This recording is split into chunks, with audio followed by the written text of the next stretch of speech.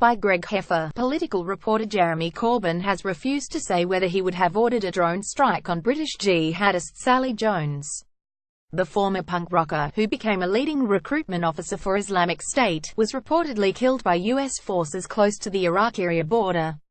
Mr. Corbyn claimed Jones' death, if confirmed, would be significant, but the Labour leader suggested he would rather she had been captured and put on trial.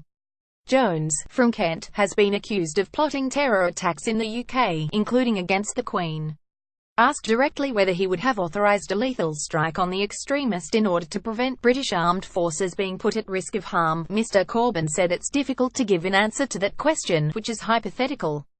We have to look very carefully at the effects on the civilian population of any bombing that takes place before such a decision is made.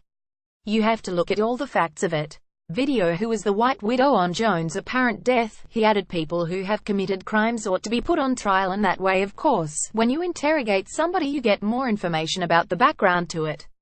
Speaking during a visit to a community centre in Shipley, West Yorkshire, Mr. Corbyn also urged progress in peace talks over war-torn Syria.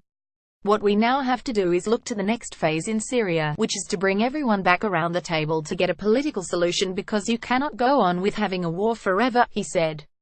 In 2015, Mr. Corbyn was rebuked by his own MPs after the Labour leader suggested it would have been far better if the IS militant Mohammed Emwazi, dubbed Jihadi John, had faced a court rather than been killed in a drone strike.